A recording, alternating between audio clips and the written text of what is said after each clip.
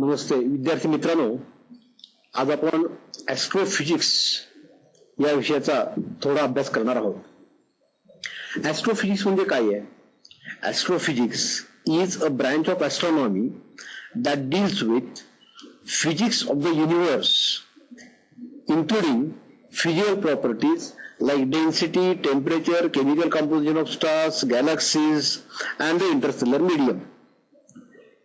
या आजच्या लेक्चरमध्ये आपल्याला सूर्य, तारे, उल्का, चंद्र, ग्रहण या सगळ्याचा अभ्यास करायचा आहे. सूर्याचा अभ्यास करताना अर्थातच हे चित्र बघणं अनिवार्य आहे. आवर सोलर सिस्टीम या ठिकाणी आपल्याला सूर्य दिसतो. सूर्याजवळ ओळीनं मर्क्युरी, बुध, शुक्र, पृथ्वी, मंगळ, गुरु, शनी, युरेनस, नेपच्यून हे सगळे ग्रह आपल्याला त्या ठिकाणी दिसत आहेत. ह्या सगळ्या ग्रहांचं एक वैशिष्ट्य बघा, हे सगळे ग्रह एका इथं दिसताना एका सरळ दिशेत दिसतात, ते एका सरळ प्रतलामध्ये आहेत. या प्रतलाला इक्लिप्टिक असं एक संज्ञा दिलेली आहे. हा सूर्य आहे. हा कसा आहे बघा, सूर्याच्या काही गमतीशीर गोष्टी कशा आहेत बघा. सूर्याचं मास किती आहे? 2 × 10⁻27 टन्स, म्हणजे पृथ्वीपेक्षा 3,30,000 पटीनं सूर्य मोठा आहे. सूर्याचा व्यास किती आहे? 1.4 किलोमीटर्स. त्याचं वय साधारण 4 ते 5 बिलियन इयर्स. बिलियन म्हणजे काय? 10⁹ 10⁹ इयर्स. 4 × 10⁹ इयर्स इतकं आपल्या सूर्याचं वय आहे. सूर्याची डेन्सिटी 1.41 आहे. आणि सूर्य स्वतःभोवती जो फिरतो त्या फिरण्याचा कालावधी किती आहे एका रोटेशनचा? तर तो कालावधी आहे 25 ते 35 अर्थ डेज, म्हणजे पृथ्वीवरचे 25 ते 35 दिवस इतका सूर्याचा स्वतःभोवती फिरण्याचा कालावधी आहे. सूर्याचं एकूण जे काही वस्तुमान आहे त्यामध्ये 75% हायड्रोजन आहे आणि उरलेलं जे आहे त्यामध्ये बहुतेक सगळा हेलियम आहे. सूर्य जर इतका वायू स्वरूप असेल तर मग तो एकत्र का राहिला? तर प्रचंड गुरुत्वाकर्षणामुळे हा सूर्य असा एकत्रित गोळा राहिलेला आहे. The weight of outer layer of the sun causes the density increase inwards. सूर्याचा वरचा जो थर आहे त्याच्या दाबामुळे जसं आपण आतमध्ये जाऊ तशी डेन्सिटी, तिची घनता वाढत जाते. आणि सूर्याच्या केंद्रापाशीचं जे तापमान आहे ते 15 मिलियन डिग्री सेल्सिअस आहे, म्हणजे 150 लक्ष किंवा 15 म्हणजे 10⁶ डिग्री सेल्सिअस इतकं सूर्याच्या केंद्राचं तापमान आहे. विचार करा, आपण 100 तापमानाला पाण्याचं वाफेत रूपांतर होतं. बघा, हा सूर्य आत्मा असा आहे. काय काय दिसतंय बघा. सगळ्यात केंद्रामध्ये जो काही निळ्या रंगाने दाखवला गडद रंगाने त्याला इनर कोअर म्हणलेला आहे. त्याच्या पुढं जो फिक्कट रंगाने दाखवलेला आहे तो रेडिएटिव्ह झोन आहे आणि त्याच्या पुढे येलो रंगाने जो दाखवलेला आहे तो कन्व्हेक्टिव्ह झोन आहे. असे सूर्याचे 3 भाग आहेत. इंटरनल स्ट्रक्चर ऑफ द सन जेव्हा म्हणतो तेव्हा. आणि मग त्याच्यावरती काय आहे तर त्याच्यावरती फोटोस्फिअर आहे. फोटोस्फिअरच्या वरती क्रोमोस्फिअर आहे आणि त्याच्यावरती सोलर करोना आहे, सौर किरीट आहे. असे हे सूर्याचे वेगवेगळे भाग आहेत. The sun is not just a ball of gas in the sky. It is made up of different layers. These layers are inner core, radiative zone, convective zone.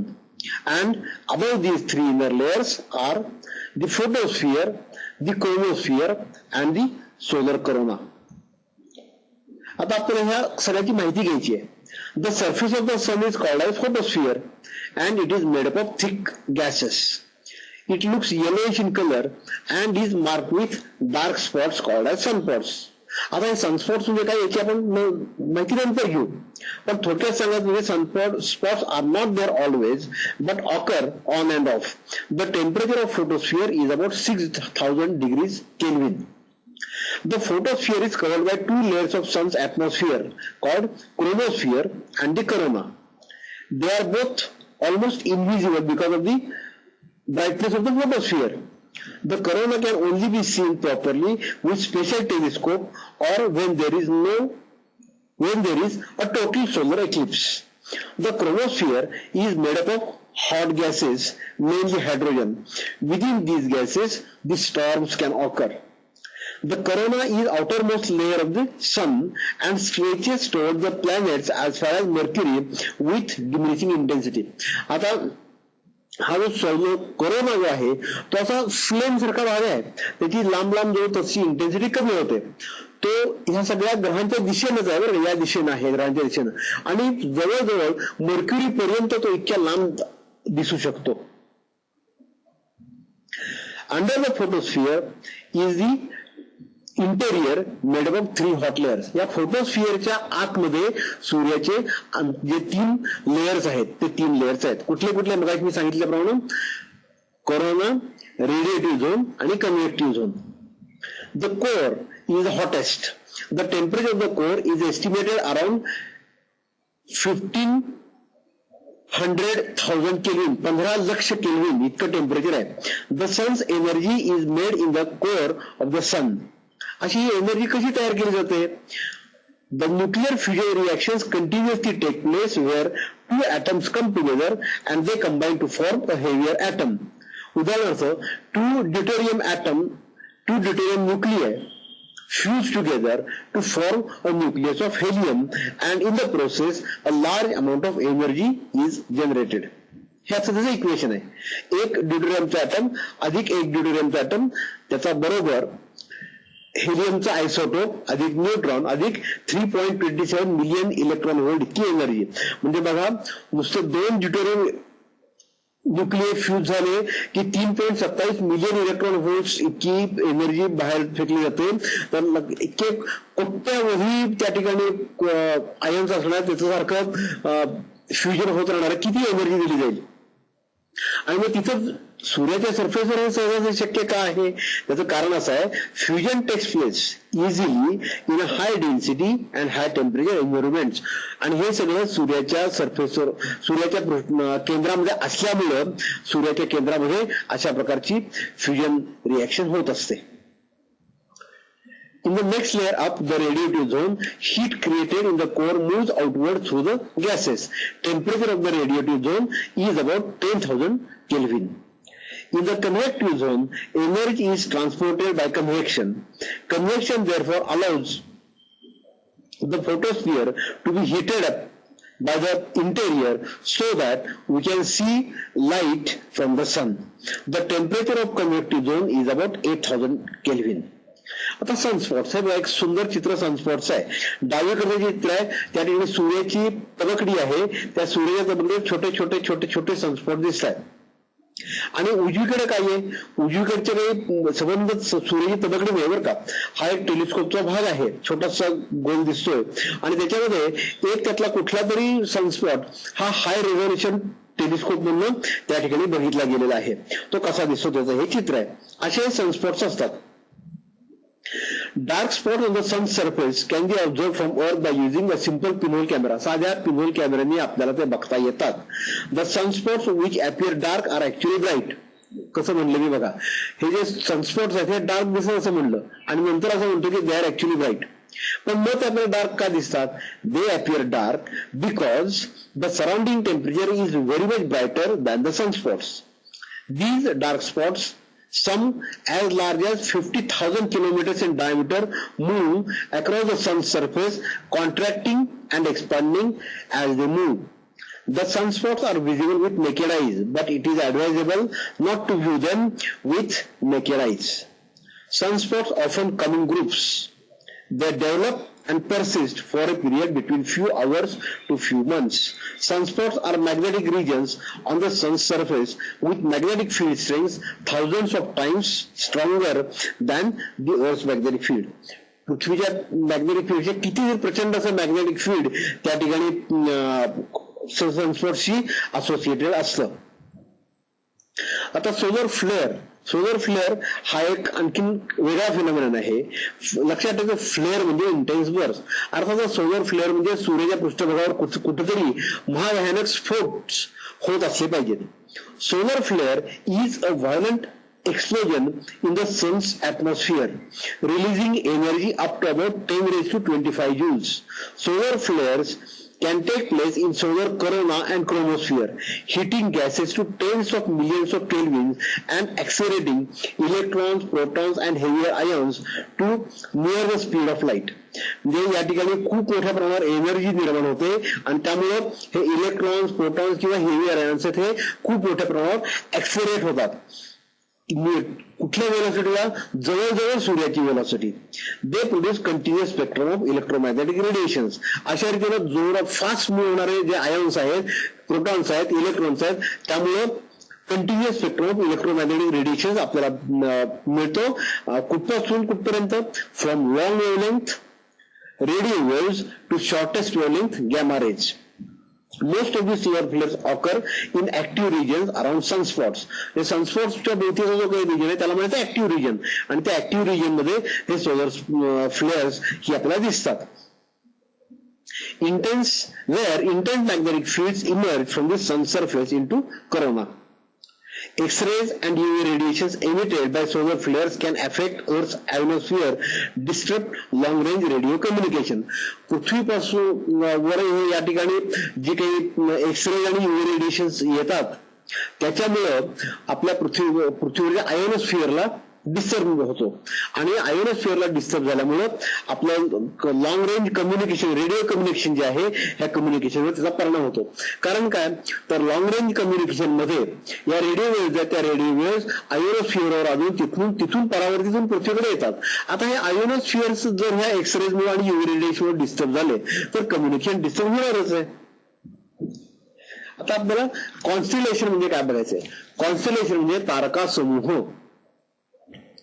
कॉन्स्टिलेशन्स are group of stars. आपण जेव्हा आकाशामध्ये रात्री बघतो त्यामुळे खूप असे group of stars दिसत आकाशामध्ये.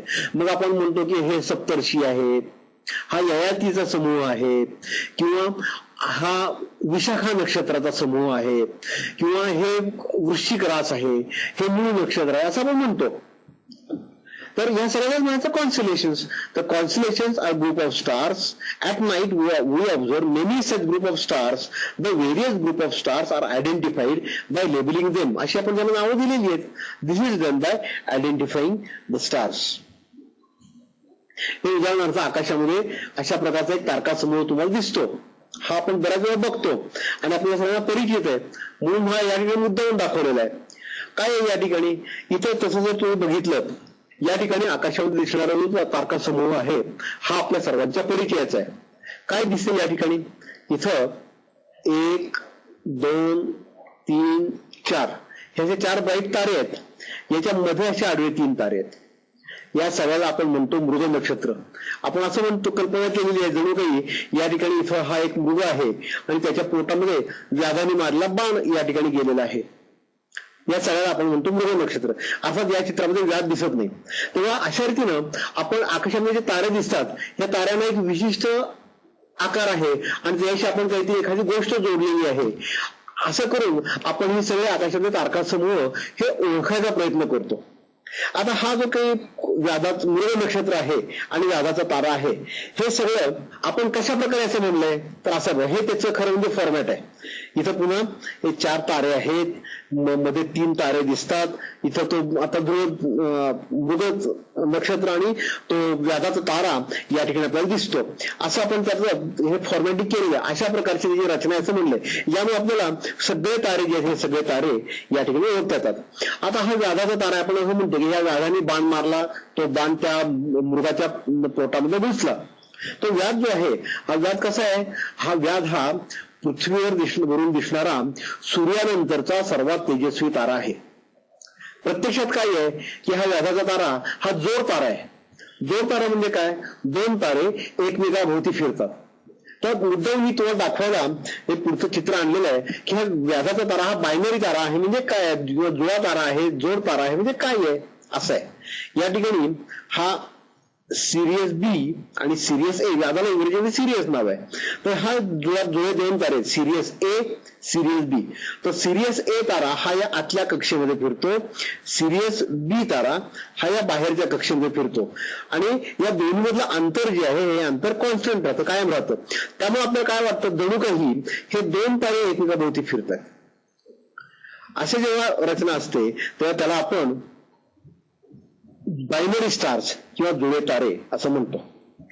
आता एवढं सगळं सूर्य आणि तारकासमूह यांच्याबद्दलची माहिती घेतल्यानंतर आपल्याला काही प्रश्न सोडवायचे आहेत, काही प्रश्नांची उत्तरे द्यायची आहेत. आता असं म्हणलं मी, आन्सर दीज क्वेश्चन्स.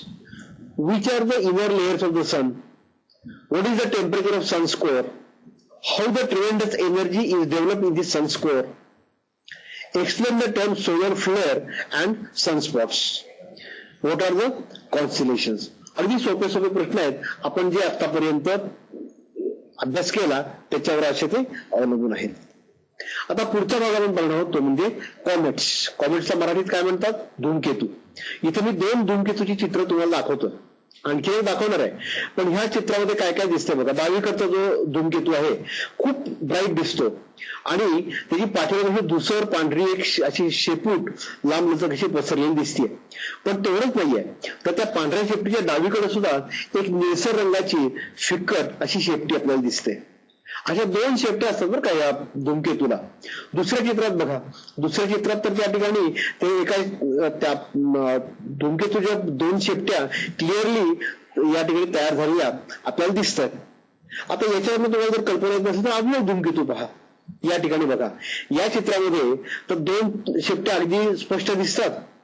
एक शेपटी, पांढरी शेपटी जी आहे ती थोडीशी अशी कर्व झाली, वाकली थोडीशी, आणि निळी जी शेपटी आहे त्याची सरळ गेलेली आहे. या कशामध्ये दिसतात दोन शेपट्या? A comet is generally considered to consist of a small sharp nucleus embedded in a nebulous disc called the coma. ही जी नेब्युलस म्हणजे धूसर अशी जी डिस्क असते त्या नेब्युलस डिस्कला, धूसर डिस्कला कोमा असं म्हणलेलं आहे. Which practically contains all the mass of the comet. As the comet approaches the sun, its dust surface becomes hotter. More heat is transferred through the crust and surface ice begins to sublimate. आता या ठिकाणी त्या disk वरती जो काही बर्फाचा सारखा म्हणजे सॉलिड पदार्थ आहे घट्ट, तो वितळायला सुरुवात होत, तो एकदम त्याचं बाष्पीभवन होतं, सब्लिमेशन होतं. म्हणजे जसं एखादा द्रव घट्ट पदार्थ आपण, सॉलिड पदार्थ आपण तापवल्यानंतर एकदम त्याची वाफ होते, तर त्याला सब्लिमेशन म्हणतात. तसं या ठिकाणी सब्लिमेशन होतं, सॉलिड आईसचं एकदम वाफेत रूपांतर होतं. The resultant gas leave the comet and carries with it some loosely bound dust particles. Sublimation starts when comet comes closer to the sun, about few astronomical units away from the sun. The chemical composition of gases is dominated by water, followed by carbon monoxide, carbon dioxide, methane, ammonia and carbon sulfide. आता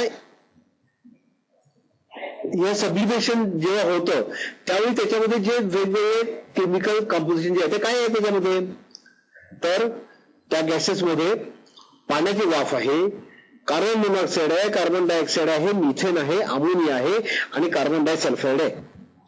The comet's dust also scatters sunlight.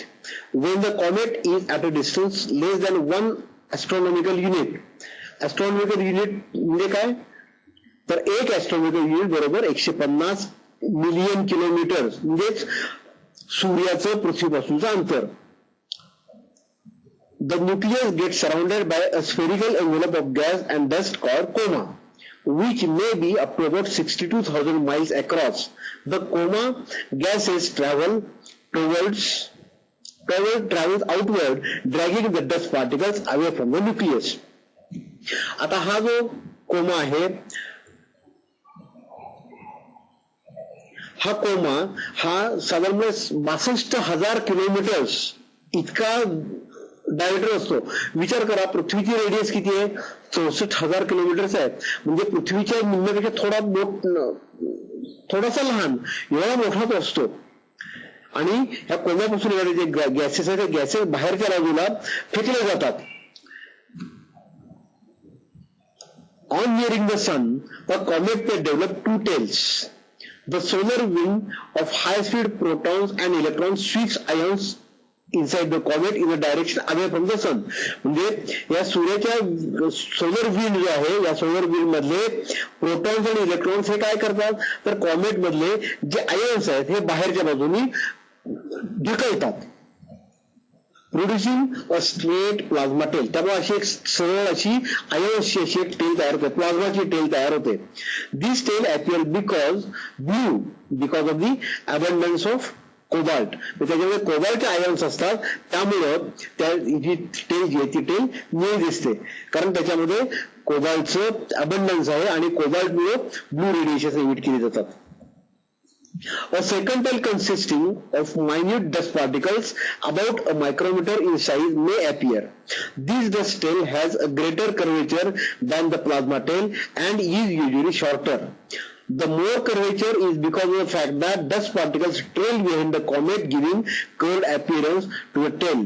It also points away from the sun because of the solar radiation pressure on the minute particles. आता विचार करा, या ठिकाणी त्या कॉमेटचं डोकं आहे, इकडून सूर्याचा प्रकाश आला, त्यामुळे त्याच्यावरचे डस्ट पार्टिकल्स या दिशेने मूव्ह झाले, त्यामुळे ही आपल्याला टेल दिसते. मग त्याची कर्ड का दिसते, तर जेव्हा तो कॉमेट असा इकडे इकडे मूव्ह होणार आहे, तर कॉमेट ज्या वेगाने मूव्ह होतो त्या वेगाने ही काही डस्ट पार्टिकल्स मूव्ह होत नाहीत, त्यामुळं त्या ठिकाणी ती जी टेल आहे, टेल थोडीशी कर्ड झालेली अशी आपल्याला दिसते. Comets are generally divided into short period comets and long period comets. Short period comets म्हणजे कुठले, की ज्यांचं आयुष्य पिरियड 200 वर्षापेक्षा कमी आहे.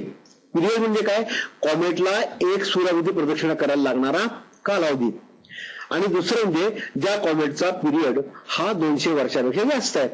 Among these comets that can be seen easily with naked eyes, comet Halley with an average period of 76 years is the only one that returns in a single lifetime, assuming that our lifespan is more than 76 years.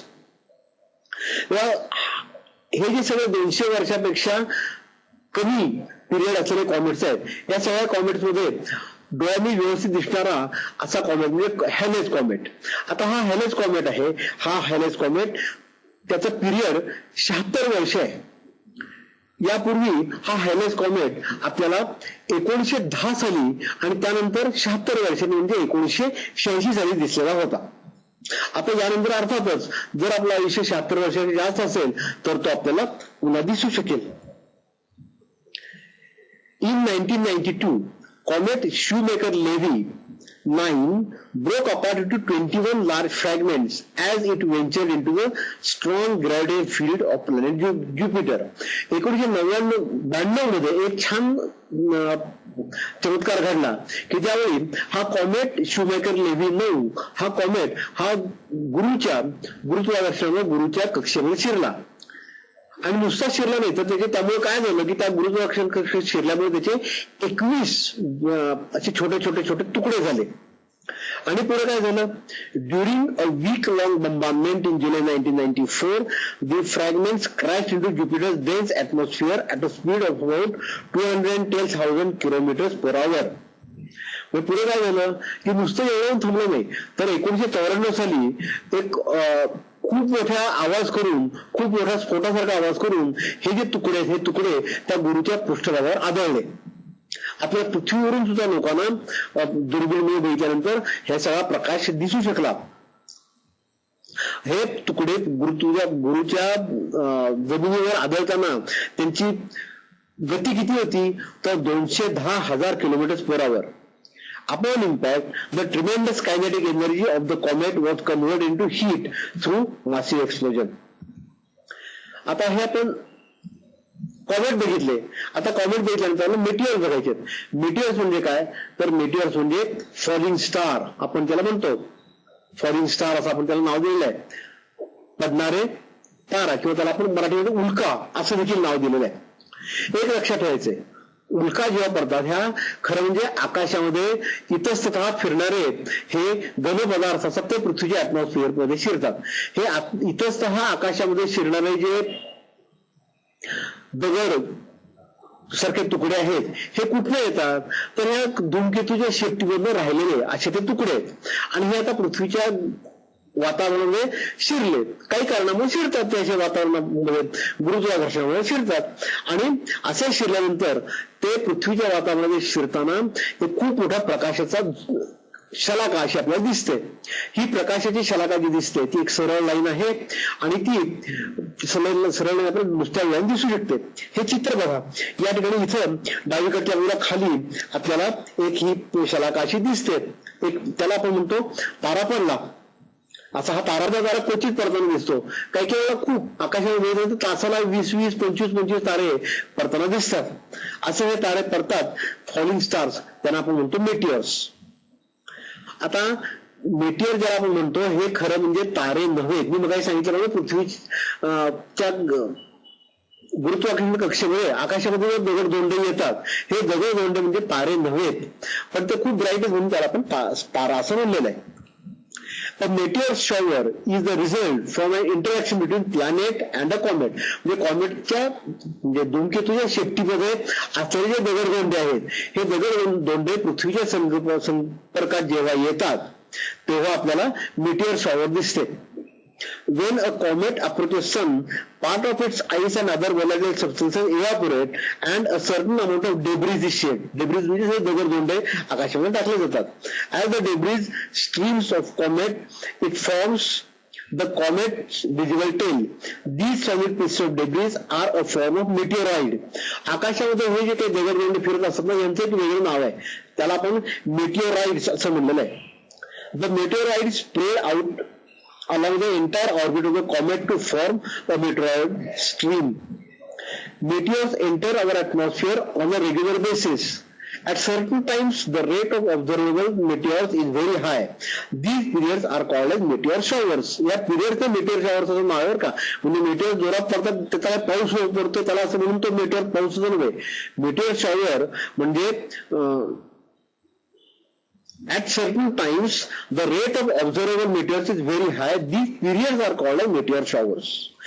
During meteor shower, the majority of meteors appear to come from a particular point in the sky called as the radiant of shower.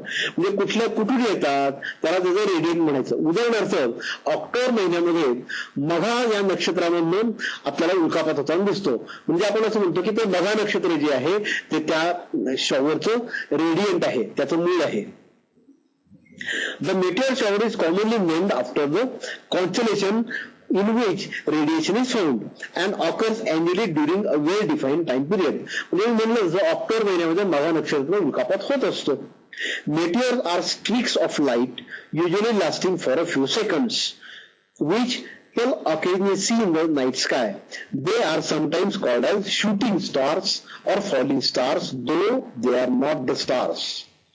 Meteors are caused by the entry of small pieces of rocks, dust or metal from space into Earth's atmosphere at very high speeds.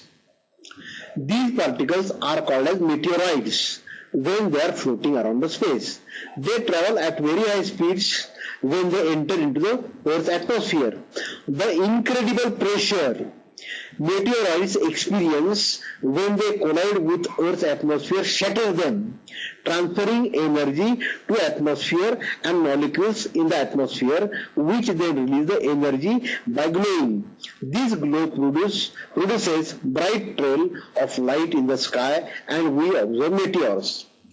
काय होतं बघा, हे मेटिअर पृथ्वीच्या वातावरणात शिरले, खूप वेगाने शिरले.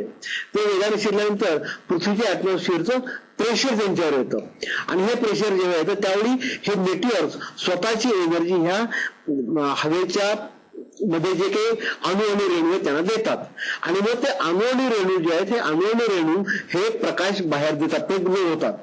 तो दगड जाळल्यामुळे त्याचा जाळ होतो असं नाहीये. हवेमधले जे काही अणू आणि रेणू जे आहेत हे अणू आणि रेणू हे प्रकाश बाहेर देतात आणि हाच प्रकाश आपल्याला दिसतो. Most meteorite particles are quite small in size. Most of them disintegrate when they enter the Earth's atmosphere before reaching the ground. आता हे आकाशामधले मेटिओराइड्स जे आहेत हे आकाशामधले मेटिओराइड्स खूप लहान असतात आणि त्यामुळे काय होतं, पृथ्वीच्या वातावरणामध्ये शिरून पृथ्वीवर येईपर्यंत ते जळून खाक होतात, डिसइंटिग्रेट होतं, भुसा होऊन जातो, भुगा होऊन जातो त्याचा.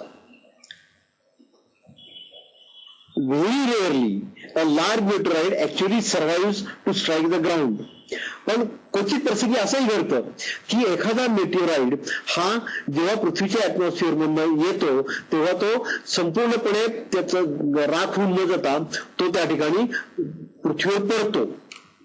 आणि पृथ्वीवर पडतो तेव्हा काय होतं, तर क्रिएटिंग अ मेटिओर क्रेटर, मग खूप मोठा खड्डा तो पृथ्वीवर पाहतो, खूप मोठं विवर तयार करतो. अशा प्रकारचं विवर औरंगाबाद जवळ लोणार या गावी आहे. त्या लोणार या गावी अशा प्रकारचं एका उल्केमुळं झालेलं विवर आहे. तिथे पहिल्यांदा ही उल्का दुसरीकडे कुठे उडून गेल्याचं म्हणतात, म्हणून ते आपल्याला दिसत नाही. पण बघा केवढी मोठी उल्का त्या ठिकाणी पडलेली असेल. जेव्हा अशा प्रकारे ही उल्का पृथ्वीवर पडते आणि पृथ्वीवरच राहते, अशा किंवा एखादा दगड आकाशात पृथ्वीवर राहतो, त्याला अशनी असं नाव आहे. These checks of rock metals are called as meteorites. मेटेओराइटला मराठीमध्ये अशनी असं नाव आहे. A meteorite on the surface of any celestial body is a natural object that has come naturally from elsewhere in space. Meteorite जो काही अशनी पृथ्वीवर जो दगड आलेला आहे त्याची शास्त्रीय व्याख्या काय केली आहे बघा. A meteorite on the surface of any celestial body is a natural object that has come naturally from elsewhere in space. Meteorite म्हणजे काय, तर कुठल्याही एखाद्या ताऱ्यावरती, ग्रहावरती कि प्लॅनेटवरती असलेला एखादा तुकडा, एक नैसर्गिक वस्तू की जी नैसर्गिकरित्या तिथं बाहेरनं आलेली आहे. When such heavenly bodies enter Earth's atmosphere, they move towards Earth's surface with very high speeds and get completely burnt before reaching the Earth. But those meteors which survive upon reaching the Earth's surface are called as meteorites. अशा रीतीने जे उडतात त्याला मेटेराइट किंवा अशनी असं नाव दिलेलं आहे. आता आपण मेटिओराइड्स, मेटिओर्स आणि मेटिओराइट्स अशा 3 गोष्टी शिकलो. आता ह्या आणि कॉमेट्स अशा आपण 4 गोष्टी शिकलेल्या आहोत. या सगळ्याचा पुन्हा एकदा आपण एक उजळणी करूया. कॉमेट म्हणजे काय, तर सूर्याभोवती फिरणारे ऑब्जेक्ट्स की ज्याला स्वतःची अशी एक शेपटी तयार होते. सूर्यावर जवळ आल्यानंतर 2 शेपट्या तयार होतात. आता ह्या ज्या शेपटी आहेत, ह्या शेपटीमध्ये खूपच डेब्रिज, खूप दगडदोंडे असतात. हे दगडदोंडे जेव्हा अवकाशामध्ये फिरत असतात तेव्हा त्यांना मेटिओराइड असं नाव दिलेलं आहे. मेटिओरॉइड असं नाव दिलेलं आहे. जेव्हा त्या पृथ्वीच्या कक्षेतनं पृथ्वीवर येत अडकून पृथ्वीकडे येत असतात आणि जेव्हा ते प्रकाश बाहेर फेकतात तेव्हा त्याला आपण उल्का म्हणतो. उल्का म्हणजे मेटिओर. आणि जेव्हा असे मेटिओर्स हे पृथ्वीवर आल्यानंतर ते जिवंत राहतात, तसे दगडाच्या स्वरूपात राहतात, तेव्हा त्याला मेटिओराइट असं नाव दिलेलं आहे. आता या प्रश्नाची उत्तर द्या. What are main features of a comet? Why a comet has 2 tails? Why is comet's tail slightly curved? What is a meteor shower? Why is a meteor shower seen so bright when it falls on Earth? What is the difference between meteorite, meteor and meteorite? आता आपण पुढे जाऊया. The moon, चंद्र हा पृथ्वीचा एकमेव उपग्रह आहे, नैसर्गिक उपग्रह आहे. The moon the only natural satellite of earth. आता हे या ठिकाणी मुद्दाम एक चित्र त्या freephoto.com वर मी घेतलेलं आहे. हे तुमच्या माहितीसाठी. चंद्र अतिशय सुंदर आहे आणि हे चित्र मला खूप आवडलं, किती छान दिसतंय म्हणून हे मुद्दाम या ठिकाणी चंद्राचं चित्र घेतलेलं आहे. अर्थात हे चंद्राचं चित्र हे पृथ्वीवरनं घेतलंय, हे उघड आहे. आता हा चंद्र कसा आहे बघा, त्याच्या इंटरेस्टिंग फिगर्स. त्याची पृथ्वीपासूनचं अंतर किती आहे, तर 3,84,400 किलोमीटर. अर्थात पृथ्वीपासून त्याचं अंतर म्हणजे ते जवळपास त्याची ऑर्बिट झाली, कारण तो सर्क्युलर ऑर्बिटमध्ये फिरतो. त्याचा डायमीटर, मूनचा डायमीटर किती आहे, तर 3,476 किलोमीटर्स. त्याचा मास किती आहे, 7.35 × 10⁻22 किलोग्रॅम्स. लक्षात ठेवा, पृथ्वीचं मास जे आहे ते 10⁻22 30 किलोग्रामच्या ऑर्डरचा आहे आणि हे 10⁻22 किलोग्रामच्या ऑर्डरचा आहे. आता हा मूनचं सरफेस पृष्ठभाग कसा आहे? The moon has no atmosphere. चंद्रावर कुठलंही वातावरण नाही. पण आता लोकांनी असं अनुमान बांधलेलं आहे. But it has been suggested that there may be water ice in some deep craters near the moon south pole. म्हणजे चंद्राचा जो दक्षिण ध्रुव आहे त्या चंद्राच्या दक्षिण ध्रुवापाशी असलेल्या काही विवरामध्ये पाण्याचा बर्फ असण्याची शक्यता आहे. The moon's crust is on an average about 68 kilometre thick. चंद्राचं पृष्ठभाग जो आहे हा पृष्ठभाग साधारणपणे सॉलिड जो काही आहे तो 68 किलोमीटर जाडीचा आहे. Below the crust is a mantle and probably a small core roughly 300 kilometers of radius and 2% mass of the moon. म्हणजे मूनचा जो क्रस्ट आहे 68 किलोमीटरचा त्याच्या आतमध्ये मॅन्टल आहे आणि एक छोटस कोअर आहे. त्या कोअरचं डायमेन्शन्स काय दिलेली आहेत? साधारण 340 किलोमीटर रेडियस आणि त्याचं जे मास आहे ते चंद्राच्या मासच्या 2% इतका आहे. Unlike the Earth, however, the moon's interior is no longer active. पृथ्वीच्या अंतर्भागासारखा चंद्राचा अंतर्भाग हा ऍक्टिव्ह नाहीये. म्हणजे काय? तर पृथ्वीच्या भागामध्ये आतल्या भागामध्ये जसे सारखे काहीतरी घडामोडी घडत असतात, म्हणजे त्या ठिकाणी भूकंप होतात, ज्वालामुखीचा उद्रेक होतो, तसं त्या चंद्रावर काही नाहीये. म्हणून आपण अशा रीतीने म्हणतो चंद्राचा भूभाग जो आहे हा पृथ्वीच्या भूभागासारखा ऍक्टिव्ह नाहीये. Curiously, moon center of mass is offset from its geometrical center by about 2 kilometers in the direction towards the earth. Also, the crust is thinner on the side of the earth. यात काय सांगितलं बघा की चंद्राचा जो centre of mass आहे तो बरोबर centre पेक्षा नाहीये, तो पृथ्वीच्या बाजूला 2 किलोमीटर इतका शिफ्ट झालेला आहे. आणि शिवाय त्याचं जे क्रस्ट आहे वरतं जे 68 किलोमीटरचं ते पृथ्वीच्या बाजूला 2 किलोमीटरनी लहान कमी आहे. आता दुसरं, हा मूनचा जो सरफेस आहे ह्या मूनच्या सरफेसचे 2 भाग आहेत. एक म्हणजे heavily created and very old highlands. Highland म्हणजे उंच अशा जमिनी, उंच असा भूभाग. तो कसा आहे? हेविली क्रिएटेड, म्हणजे त्याच्यावर खूप विवर आहेत आणि खूप जुना आहे. आणि दुसरा and the younger type later flooded by molten lava. आणि जो दुसरा जो आहे तो त्यात तरुण आहे, जे नंतर तयार झालेला भाग आहे की त्याच्यामध्ये नंतर खूप असा मोल्टन लाव्हा जो काही ज्वालामुखीचा उद्रेक जे होतं त्याच्यातनं बाहेर पडतो तो मोल्टन लावा त्या ठिकाणी आहे. Most of the surface is covered with regolith, a mixture of fine dust and rocky debris produced by meteor impact. मेटिओरच्या इम्पॅक्ट मुळे जो त्या ठिकाणी फाईन डस्ट आणि रॉकी डेब्रिजचं जो काही मिश्रण होतं त्याला म्हणायचं रिगोलिथ. असा रिगोलिथ त्या ठिकाणी आहे. अजूनही मूनच्या सरफेस वर काय माहिती आपल्याला घेता येईल? The moon surface has no magnetic field. चंद्राच्या पृष्ठभागावर चुंबकीय क्षेत्र नाही. But some of its surface rocks exhibit residual magnetism, indicating that there may have been a magnetic field in moon's early history. पण चंद्राचे काही असे खडक आपल्याला सापडतात की ज्याच्यामध्ये मॅग्नेटिक प्रॉपर्टीज आहेत. मग हे कुठले असतील? तर याच्यामध्ये असा अनुमान म्हटलेला आहे की पूर्वी जेव्हा चंद्र तयार झाले तर त्या पूर्वीच्या इतिहासामध्ये केव्हा तरी त्या ठिकाणी मॅग्नेटिक फील्ड असलं पाहिजे. With no atmosphere and no magnetic field, the moon surface is exposed directly to the solar wind. आता चंद्रावर मॅग्नेटिक फील्ड नाही, ऍटमॉस्फिअर नाही, त्यामुळं सूर्याचे जे काही सोलर विंड जे आहेत, सूर्याची वादळ जी आहेत त्याला डायरेक्टली मूनचा सरफेस हा डायरेक्टली एक्सपोज झालेला आहे. Over it's 4 billion years life time many ions from the solar wind have become embedded in moons crust. आता गेल्या 4 बिलियन वर्ष जे काही त्याचा आयुर्मान आहे, या 4 बिलियन वर्षामध्ये सूर्याच्या विंडमुळे जे काही आलेले आहेत असे खूप असंख्य असे आयन्स या चंद्राच्या सरफेसमध्ये एम्बेड झाले, रोवले गाडले गेलेले आहेत. Thus, samples of moon's rock and the dust brought by the Apollo mission proved valuable in studies of the solar wind. ही जी सॅम्पल आणली गेली, ह्या सॅम्पलचा अशा रीतीने चंद्राचा पृष्ठभागाचा अभ्यास करायला खूप त्याचा फायदा झाला, कारण ही सगळी माहिती चंद्राच्या वरून आणलेल्या सॅम्पलच्या अभ्यासातच पुढे आलेली आहे.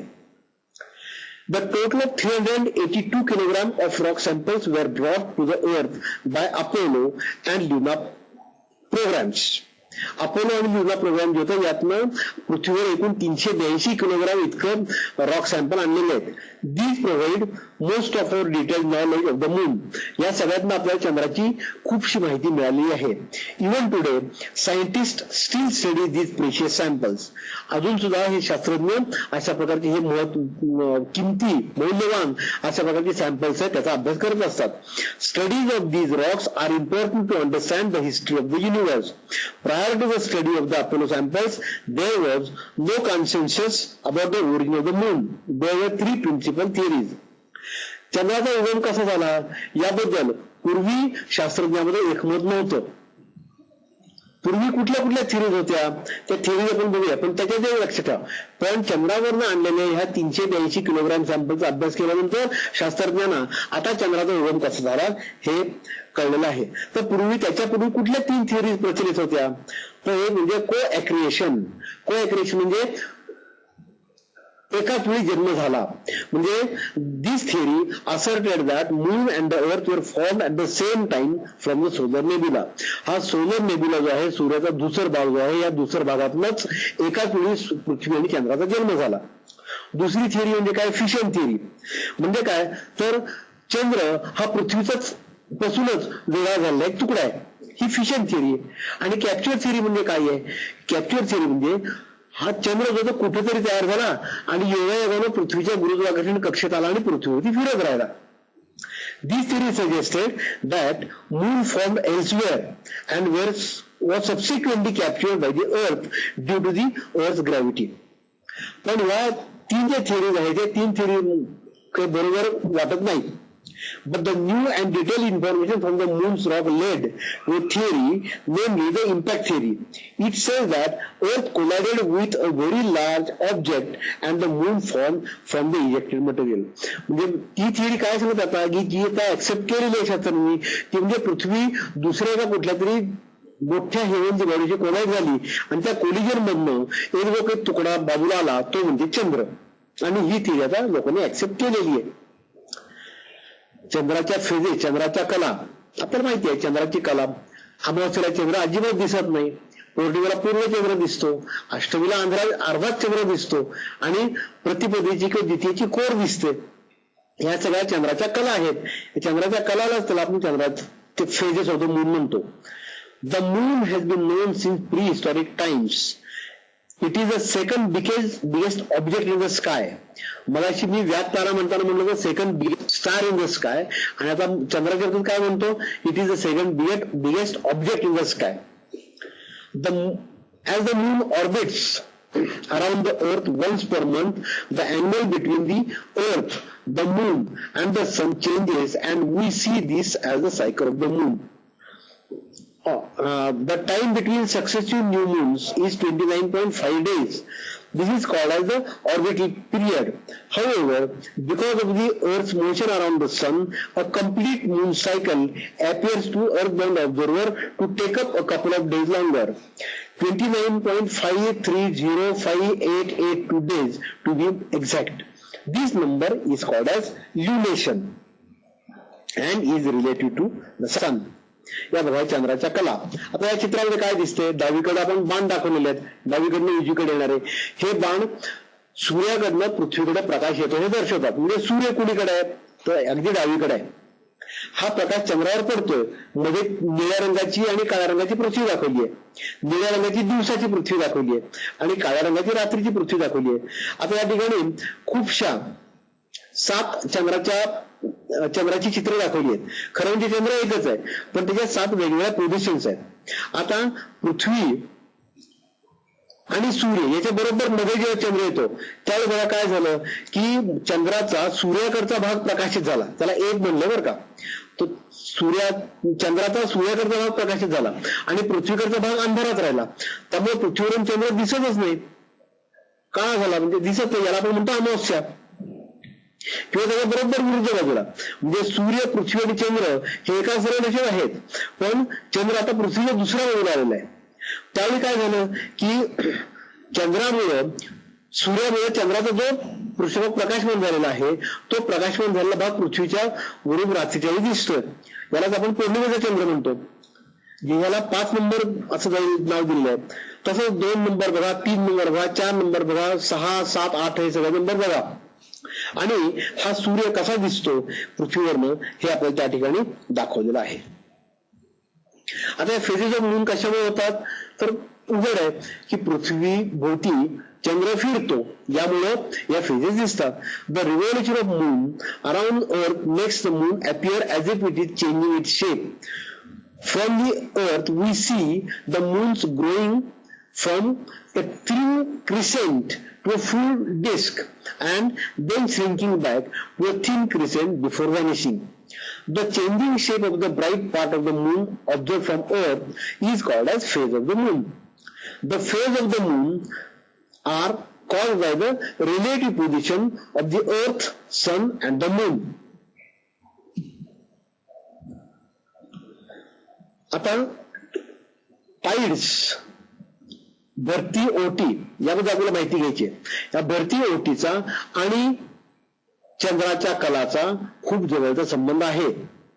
The gravitational force between earth and the moon causes tides. आता टाइड कशामुळे होतात तर पृथ्वी आणि चंद्र याच्यामधला जो गुरुत्वाकर्षणाचा बल आहे त्यामुळे निर्माण होतात. The moons gravitational attraction is stronger on the side of the earth nearer to the moon and weaker on the opposite side.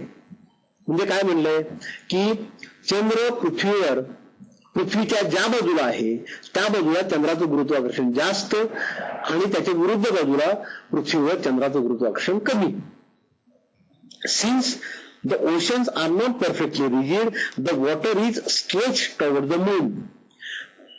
आता पृथ्वीवर 2/3 पाणी आहे, हे पाणी काही घन नाहीये, त्यामुळे ते सहजासहजी चंद्राकडे आकर्षित जात आहे. The effect is much stronger in the ocean water than on the solid crust so that the water bulges are higher. पाणी जास्त आकर्षित जातं त्यामुळं असे पाण्याचे बल्जेस, फुगवटा आपल्याला दिसतो. And because the earth rotates much faster than the moon in its orbit, the bulges move around the earth about once a day, giving 2 high tides per day. आता काय होतं बघा, चंद्र पृथ्वीवरचं पाणी आकर्षित करून घेतं, त्यामुळे ज्या बाजूला चंद्र आहे त्या बाजूला पाण्याचा एक फुगवटा आला, मग दुसऱ्या बाजूला सुद्धा एक फुगवटा येतोय. काय येतोय आपण बघणार आहोत, पण असं 2 फुगवटे येतात. आत्ता तसंच झालं आणि आणखी 12 तासांनी तसंच झालं. त्यामुळं दिवसातनं पृथ्वीवर एखाद्या ठिकाणी 2 हाय टाइड्स आणि 2 लो टाइड्स येत असतात. Moon's gravitational force pulls on water in the ocean so that there are bulges in the ocean on both sides of the planet. The moon pulls water towards it and this causes the bulge toward the moon. The bulge on the other side of the earth opposite to the moon is caused by the moon pulling the earth away from the water on that side. म्हणजे त्यांनी काय म्हणलं बघा की इकडे एका बाजूला पाणी चंद्राकडे ओढल्यामुळे एक बल्ज तयार झाला आणि मग विरुद्ध बाजूचा बल्ज तयार काय झाला तर जणू काही ते पाणी पृथ्वीवर उचलली गेली चंद्राकडं, त्यामुळे तिकडे बल्ज तयार झाला वाटतो. खरं म्हणजे काय आहे की त्या बाजूला ग्रॅव्हिटेशनचा पुल कमी आहे त्यामुळे ते पाणी त्या ठिकाणी वर उचललं गेलेलं नाहीये. आता हे बघा स्लाइड दाखवलंय, हे बघा पृथ्वी आहे, चंद्र आहे, चंद्र असा फिरतोय आणि एक बल्ज चंद्राच्या बाजूला तयार झाला, दुसरा बल्ज चंद्राच्या विरुद्ध बाजूला तयार झाला. त्यामुळे आता if you are on the coast and the moon is directly overhead, you should experience high tide. If the moon is directly overhead and on the opposite side of the planet, you should also experience a high tide. During the day, the earth rotates 180 degrees in 12 hours. The moon meanwhile rotates 6 degrees around the earth in 12 hours. The twin bulges and the moon's rotation means that any given coastal city experiences a tide every 12 hours and 25 minutes or so. आता आपण या tight बघितल्या त्यामुळे आणखीन काही प्रकारच्या tights आहेत, त्यामध्ये स्प्रिंग टाईट्स आणि निप टाईट्स. म्हणजे आता आपण जे बघितलं होतं ते एका दिवसात होणारं व्हेरिएशन आहे. आता यामध्येच या जे काही व्हेरिएशन, ह्या व्हेरिएशन मध्येच महिन्यामध्ये काय काय व्हेरिएशन होतं, तर ज्यावेळी सूर्य आणि पृथ्वी याच्या बरोबर मध्ये किंवा सूर्य आणि पृथ्वी याच्या बरोबर विरुद्ध बाजूला चंद्र असेल तेव्हा ज्या टाईड्स येतात त्याला म्हणायचं स्प्रिंग टाईड्स. आणि अष्टमीला, शुद्ध अष्टमीला किंवा बौद्ध अष्टमीला चंद्र आणि पृथ्वी आणि चंद्र आणि सूर्य याच्यातला कोण हा 90 अंशाचा आहे, त्यावेळी ज्या काही टाईड्स होतात त्यांना म्हणायचं निप टाईड्स. आता मी छोटंसं या ठिकाणी अॅनिमेशन तुम्हाला दाखवणार आहे, बघा काय होतं ते. काय दिसतंय तर ज्या ज्यावेळी अमावस्या आणि पौर्णिमा आहे त्यावेळी खूप मोठ्या त्या ठिकाणी पाण्याचे बल्जेस आहेत. आणि ज्या ज्यावेळी अष्टमी आहे, वैद्य अष्टमी किंवा शुद्ध अष्टमी, त्यावेळी त्या बल्जेस आहेत, त्या बल्जेस लहान आहेत. अशा मोठ्या बल्जेस ज्या आहेत अमावस्या आणि पौर्णिमेला दिसतात त्याला स्प्रिंग टाईड म्हणले. आणि ज्या छोट्या बल्जेस आहेत त्या वैद्य आणि शुद्ध अष्टमी आहेत त्याला निप टाईड असं नाव दिलेलं आहे. अशा ह्या स्प्रिंग टाईड आणि निप टाईड्स या आपल्याला दिसत असतात. पुन्हा एकदा हे अॅनिमेशन तुम्ही बघून घ्या म्हणजे तुम्हाला त्याची कल्पना येईल. स्प्रिंग टाईड, निप टाईड, स्प्रिंग टाईड, निप टाईड. पौर्णिमेला स्प्रिंग टाईड, अष्टमीला निप टाईड, अमावस्येला स्प्रिंग टाईड, वैद्य अष्टमीला निप टाईड. आता ह्या प्रश्नाची उत्तर देऊया आपण. What are the various theories of origin of moon? Which theory of the moon's origin is widely accepted? How are the phases of moon occur? What are high tides and low tides? What are spring tides and neap tides? आता आपल्याला सूर्यग्रहण याबद्दल माहिती घ्यायची आहे. नंतर आपण चंद्रग्रहणाची पण घेणार आहोत, पण पहिल्यांदा सूर्यग्रहणाची घ्यायची आहे. सूर्यग्रहण केव्हा होतं? सूर्यग्रहण हे अमावस्येला होतं. सूर्यग्रहण अमावस्येला का होतं? कारण अमावस्येला सूर्य आणि पृथ्वी याच्या बरोबर मध्ये चंद्र येतो. त्यामुळं आपल्याला अमावस्येला सूर्यग्रहण दिसतं. पण हे दर अमावस्येला दिसत नाही बरं का. दर अमावस्येला का दिसत नाही? कारण पृथ्वीची कक्षा सूर्याभोवती फिरायची जी काय आहे आणि चंद्राची पृथ्वीभोवती फिरण्याची कक्षा ह्या एकमेकांशी कळलेल्या आहेत. साधारण 2.5 अंश एवढा कोण आहे. त्यामुळे वर्षात 2 वेळा काय होतं की सूर्य, चंद्र आणि पृथ्वी एका सरळ रेषेत येतात. त्यामुळे वर्षामधून 2 वेळा ही ग्रहणं दिसू शकतात. पण solar eclipse can only occur at new moon when the moon is passed between earth and sun. New moon म्हणजे अमावस्या. If the moon's shadow happens to fall on Earth's surface at that time, we see some portion of the sun's disk covered or eclipsed by the moon. Since the new moon occurs every 29.5 days, you might think that we should have a solar eclipse about once a month. Unfortunately, this doesn't happen because moon's orbit around Earth is tilted 5 degrees to Earth's orbit around the sun. As a result, the moon's shadow usually misses Earth as it passes above the or below our planet and the moon.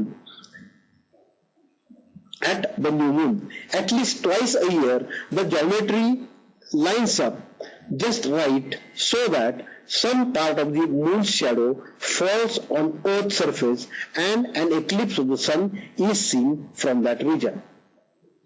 आता सूर्यग्रहण समजून घ्यायसाठी आपल्याला पृथ्वीवर सूर्याची जी shadow, चंद्राची जी shadow पडणार आहे, पृथ्वीवर चंद्राची जी शॅडो पडणार आहे सूर्यामुळं, त्याचे 2 भाग समजून घ्यायचे. It has 2 parts. एक म्हणजे पेनुम्रा आणि दुसरं म्हणजे उमरा. पेनुम्रा म्हणजे काय? The moons faint outer shadow. आणि उमरा म्हणजे मून्स डार्क इनर शॅडो. लक्षात घ्यायचं, उमराला मराठी शब्द आहे छाया, गडद छाया. आणि पेनुम्रा म्हणजे प्रछाया, बाजूची फिक्कट छाया. Partial solar eclipses are visible from within the penumbral shadow. हा जो पेनिम्ब्रा जो आहे, पेनिम्ब्रामधनं खंडग्रास सूर्यग्रहण दिसतं. The total solar eclipses are visible from within the umbral shadow. म्हणजे ही छाया जी आहे, या छायेमधनं, छायेचा जो काही भाग आहे त्या भागामधनं आपल्याला खग्रास सूर्यग्रहण दिसू शकतं. When the moon's penumbral shadow strikes Earth, we see a partial solar eclipse of the sun from that region. You must use special filters or a homemade pinhole projector to safely watch a partial eclipse of the sun. खंडग्रास सूर्यग्रहण अर्थातच कुठलेही सूर्यग्रहण बघण्यासाठी आपण एक चांगल्या प्रकारचा फिल्टर वापरला पाहिजे, स्पेशल फिल्टर वापरला पाहिजे, किंवा आपल्याला पिनहोल कॅमेरा तरी वापरला पाहिजे. हे बघा, सोलर एक्लिप्स जे काही सूर्यग्रहण घडतं दिसतं त्याची ही या ठिकाणी जॉमेट्री, त्याची जॉमेट्री कशी आहे बघा. सोलर एक्लिप्स जॉमेट्री, डावीकडे मोठा मोठा पिवळा रंग दाखवला तो सूर्य आहे, मध्ये छोटासा दिसतोय हा त्या ठिकाणी चंद्र आहे, आणि इकडे जी दिसते ही पृथ्वी आहे. या ठिकाणी हा जो दाखवला आहे चंद्राचा जो गडद शॅडो या ठिकाणी पृथ्वी आधी थोड्या भागामध्ये पडलेली आहे. ही थोड्या भागामध्ये पडलेली ही शॅडो याला आपण उंबरा असं म्हणतो किंवा छाया म्हणतो. आणि बाहेरच्या बाजूला हे दोन मुळे कोण दिसत, हा एक कोण आणि दुसऱ्या बाजूला कोण आहे. हा जो एवढा मोठा बाहेरच्या बाजूला जो कोण आहे, ही जी बाहेरच्या बाजूची छाया याला म्हणायचं प्रछाया. या प्रछायेमधून आपल्याला पार्शल सोलर किंवा खंडग्रास सूर्यग्रहण दिसतं या किंवा या. आणि ही जी टोटल सोलर इक्लिप्स दिसतो तो ह्या छायेच्या रिजन मध्ये, या ठिकाणी हा छोटासा भाग आहे तो त्या ठिकाणी इथं आपल्याला solar eclipse, total solar eclipse दिसू शकतं. Total solar eclipse if moon's inner shadow or umbral shadow जे आपण छाया म्हणतो ती sweeps across earth surface, then a total solar eclipse of sun is seen. The track of moon's umbral shadow across the earth is called as the path of totality. म्हणजे जेवढ्या भागातनं तो उमरल शॅडोचा भाग पृथ्वीवर प्रवास करतो त्या भागाला म्हणायचं, तो जो त्याला म्हणायचं पाथ ऑफ टोटॅलिटी. म्हणजे तेवढ्या भागामध्ये टोटल सोलर इक्लिप्स दिसणार आहे. It is typically 10,000 miles long but about only 100 miles wide. हा पृथ्वीच्या सरफेसवर 10,000 मैला इतका लांब असेल, पण त्याची विड्थ जी आहे, त्याची जाडी जी आहे ती केवळ 100 मैलच आहे. It covers less than 1% of the Earth's total surface area. In order to see the sun becoming completely eclipsed by the moon, you must be somewhere inside the narrow path of totality. When the moon is on the near side of the orbit, the moon appears larger than the sun. If an eclipse occurs at that time, it will be a total eclipse. म्हणजे जेव्हा चंद्र हा आपल्या ऑर्बिटच्या जवळच्या बाजूला असतो त्यावेळी तो चंद्र हा आपल्याला मोठा भासतो. म्हणजे तो पृथ्वीपासून जवळ आहे म्हणून तो मोठा भासतो, आणि अशाला आपल्याला खरा सूर्यग्रहण दिसतं. However, if an eclipse occurs while moon is on the far side of its orbit, the moon appears smaller than the sun and can't completely cover it. पण जेव्हा चंद्र हा त्याच्या ऑर्बिटच्या दूरच्या बाजूला असतो, म्हणजे चंद्र आणि पृथ्वी यामधलं अंतर जास्त आहे, अशा वेळी सूर्यापेक्षा चंद्र लहान भासतो, आणि अशा वेळी आपल्याला जे ग्रहण दिसतं ते ग्रहण खग्रास सूर्यग्रहण नसतं.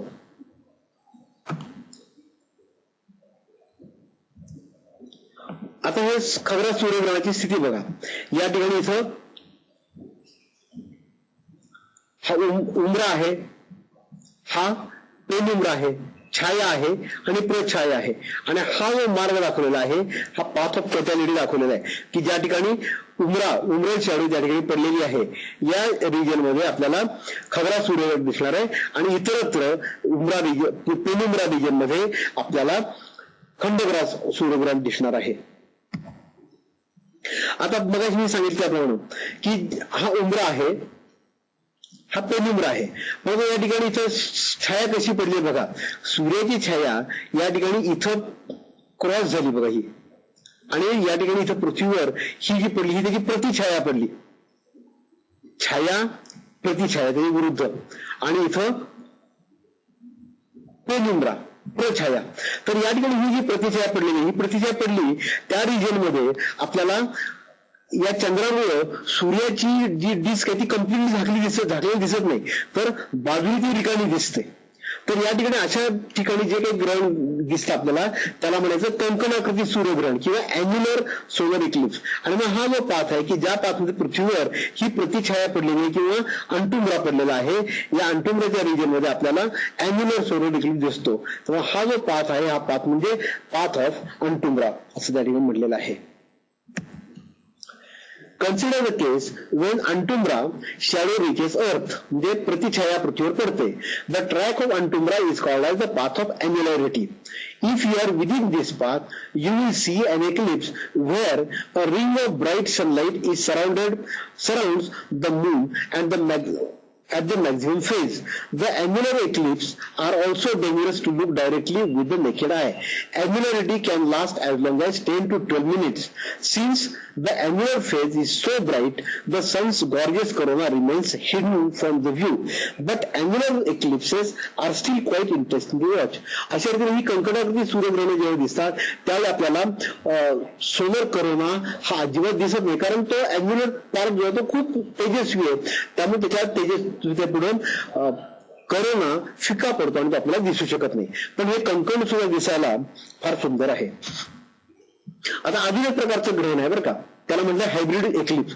हायब्रिड म्हणजे काय, तर एकाच वेळी पृथ्वीवर काही ठिकाणी खबरा सूर्यग्रहण दिसतं आणि काही ठिकाणी कंकणाकृती सूर्यग्रहण दिसतं. आणि असं घडतं बरं का की ज्यावेळी आपल्याला हायलँड्सवर आपण पृथ्वीवरच्या हायलँड्सवर आपण ते ग्रहण बघू तेव्हा ते आपल्याला खगरा दिसेल आणि साधारण खोलगट भागामध्ये आपण ते ग्रहण बघू त्या टोटाच्या पाठवे त्यामध्ये कंकणाकृती दिसण्याची शक्यता आहे. There is one more type of solar eclipse to mention. Under rare circumstances, a total eclipse can change to an annular eclipse or vice versa as you follow the eclipse path across the Earth's surface. This happens if the curvature of the Earth brings different points of the path into the umbral and antumbral shadows, respectively. Hybrid eclipses are sometimes called annular or total eclipses. The last hybrid eclipse was in 2005 and the next one will be seen in 2013. आता चंद्रग्रहण बघायचं. चंद्रग्रहण जेव्हा दिसतं त्यावेळी सूर्य, पृथ्वी आणि चंद्र हे एका सरळ असले पाहिजेत. पृथ्वीच्या ज्या बाजूला सूर्य आहे त्याच्या विरुद्ध बाजूला चंद्र असला पाहिजे. या ठिकाणी पृथ्वीची शॅडो म्हणजे उंबरा या ठिकाणी दाखवलेला आहे, पृथ्वीचा पेनिंब्रा दाखवलेला आहे, छाया दाखवलेली आहे, प्रछाया दाखवलेली आहे. तर या ठिकाणी पृथ्वीच्या पेनिंब्रल रिजन मध्ये म्हणजे प्रछायेमध्ये जेव्हा संपूर्ण चंद्र येतो त्यावेळी एक ग्रहण जे घडतं त्याला पेनिंब्रल टोटल ल्युनार एक्लिप्स म्हणतात. म्हणजे मांद्य खग्रास चंद्रग्रहण. हे मांद्य खग्रास चंद्रग्रहण जे असतं त्यावेळी चंद्र फारसा चंद्रावर फरक पडत नाही. काही जण म्हणतात चंद्र हा ब्राह्मणीच दिसतो किंवा असंही दिसतं की चंद्राचा जो भाग उंबऱ्याच्या साईडला आहे त्या बाजूला थोडासा तो काळपट आहे असं आपल्याला वाटतं. Lunar eclipses occurs when the earth comes between the sun and the moon. This can occur on a full moon day. The shadow of the earth can be divided into two distinctive parts, the umbra and penumbra, chaya and prachaya. Within umbra there is no direct solar radiation. However, as a result of sun's large angular size, solar illumination is only partially blocked in the outer part of the earth's shadow, which is given the name penumbra, the prachaya. A penumbral eclipse occurs when the moon passes through the earth's penumbra. The penumbra does not cause any noticeable darkening of the moon's surface, though some may argue that it turns little yellow. A special type of penumbral eclipse is a total penumbral eclipse, during which the moon lies exclusively within the earth's penumbra. The total penumbral eclipses are rare, and when these occur, that portion of the moon which is closest to the umbra can appear somewhat darker than the rest of the moon. इथं काय सांगितलं बघा की पेनिम्ब्रामध्ये जेव्हा चंद्र असतो त्यावेळी आपल्याला जे चंद्रग्रहण दिसत मांद्य चंद्रग्रहण, हे मांद्य चंद्रग्रहण खंडग्रास असेल, खंडग्रास मांद्य चंद्रग्रहण जेव्हा असेल ना त्यावेळी त्या फारसा फरक आपल्याला जाणवत नाही. पण मांद्य खगरा चंद्रग्रहण जेव्हा असतं त्यावेळेला थोडस ते यदैश वाटतं. आणि दुसरं म्हणजे त्याचं शॅडो रिजनच्या बाजूचा जो काही भाग आहे तो थोडासा काळपट वाटतो. आणि जेव्हा चंद्र हा शॅडो रिजन विसरून त्याला आपल्याला चांगलं खगरास चंद्रग्रहण दिसतं. A partial lunar eclipse occurs when a portion of the moon enters the umbra. म्हणजे छायेमध्ये जेव्हा चंद्राचा थोडासा भाग जातो तेव्हा त्याला पार्शल ल्युनर एक्लिप्स म्हणतात, खंडग्रास चंद्रग्रहण. आणि जेव्हा संपूर्ण चंद्र हा या छायेमध्ये छायेच्या भागात जातो तेव्हा त्याला खगरास चंद्रग्रहण म्हणतात. आणि खगरास चंद्रग्रहणाचा जो काही वेळ आहे तो 107 मिनिटापर्यंत असू शकतो. आता ह्या प्रश्नांची उत्तरं द्यायची आहेत. Under what conditions do we observe solar eclipse? Under what conditions do we observe lunar eclipse? Define umbra, penumbra and antumbra. छाया, प्रछाया आणि प्रतिछाया यांच्या व्याख्या द्या. Distinguish between a total solar eclipse and annular eclipse. What is the hybrid eclipse? आता या ठिकाणी आपण हे lecture संपवण्यापूर्वी आपण छोटे छोटे 3 व्हिडिओ क्लिप्स बघणार आहोत. ह्या छोटे छोटे 3 व्हिडिओ क्लिप्स कशा आहेत? पहिल्या व्हिडिओ क्लिपमध्ये फक्त खगरास सूर्यग्रहण आहे. दुसऱ्या व्हिडिओ क्लिपमध्ये खगरास सूर्यग्रहण, खंडग्रास सूर्यग्रहण आणि कंकणाकृती सूर्यग्रहण आहे.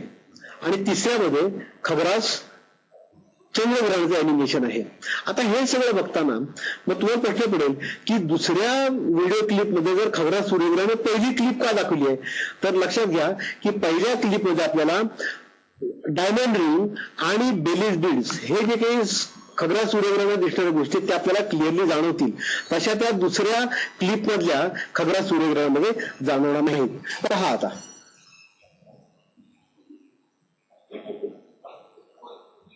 बघा, लागलं खगरास होतोय बघा. डायमंड रिंग दिसली, बेलीज बीड दिसल्या. पुन्हा एकदा बघा,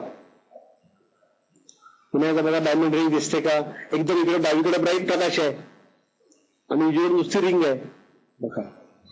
आणि नंतर खगरास स्थितीला पोहोचण्यापूर्वी बाजूला छोटे छोटे छोटे छोटे छोटे छोटे असे लाल रंगाचे भाग दिसतात बघा, छोटे छोटे. त्याला तुम्ही म्हणलेलं आहे की ते बेलीज बीड्स, ते त्या ठिकाणी मोती लावलेले आहेत, मणी लावलेले आहेत, असे ते दिसतात. त्याला बेलीज बीड्स असं नाव आहे. मी पुन्हा एकदा दाखवणार तुम्हाला ते बेलीज बीड्स बघा. त्याच्या बाजूला असे लाल लाल लाल लाल मोती लावल्यासारखे दिसतात, बारीक बारीक बघा. आता आपण पुढची साईड बघूया, पुढची व्हिडिओ क्लिप बघूया की ज्या ठिकाणी खगरास सूर्यग्रहण, खंडग्रास सूर्यग्रहण आणि कंकणाकृती सूर्यग्रहण कसं दाखवलेलं आहे. आता मी सुरुवात करतो. पहिलं जे डावीकडचं चित्र आहे या ठिकाणी खगरास सूर्यग्रहण दिसणार आहे, मध्ये खंडग्रास सूर्यग्रहण दिसणार आहे आणि उजवीकडे कंकणाकृती सूर्यग्रहण दिसणार आहे. पहिल्यांदा आपण संपूर्ण तिन्ही फिगर्स एकाच वेळी बघूया आणि नंतर स्टेप बाय स्टेप बघूया. बघा, सुरुवात झाली, चालेल खगरास, इकडे कंकणाकृती पण दिसली. पुन्हा बघायचंय.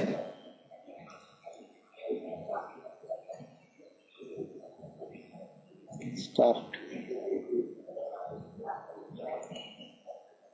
आणि मग थांबतो इथं, थांबलो, थोडस उलट घेऊया. हे बघा, इथं डावीकडे टोटॅलिटी आहे, उजवीकडे कंकणाकृती ग्रहण दिसलेलं आहे आणि मध्ये खंडग्रास दिसलेला आहे. थोडस आपण आणखी पाठीमागे जायचं का? पुन्हा पुढे घेऊया जरा. या ठिकाणी बघा, त्या डायमंड नेकलेस ती काही आपल्याला नीट दिसत नाही म्हणून आपण मी म्हटलं की पहिली फिगर बघावी. हे सगळं दिसतं. हा सोलर करोना आहे आणि इथे कंकणाकृती ग्रहण आहे. हे सगळे चमत्कार ह्याच्या आपल्याला पृथ्वीवरनं बघायला मिळतात.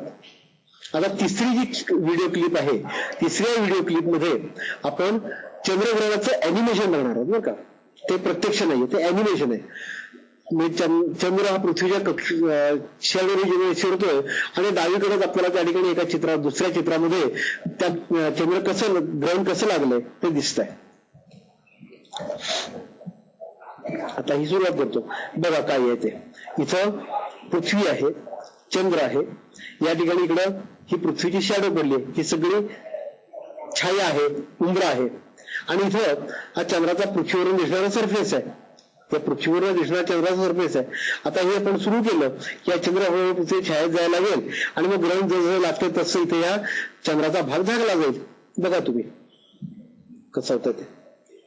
चंद्राला भाग झाकला गेला, झालं, खग्रास झालं, आणि खग्रास खग्रास खग्रास खग्रास खग्रास खग्रास, आणि आता ग्रहण सुटायला सुरुवात झाली. सुटलं ग्रहण. बघा ते थोडंच राहिलं, संपलं, ग्रहण सुटलं. पुन्हा एकदा बघूया. ग्रहण लागलं, खग्रास झालं. हा टोटॅलिटी पिरियड आहे आणि हा टोटॅलिटी पिरियड आहे. टोटॅलिटी संपली आणि बघा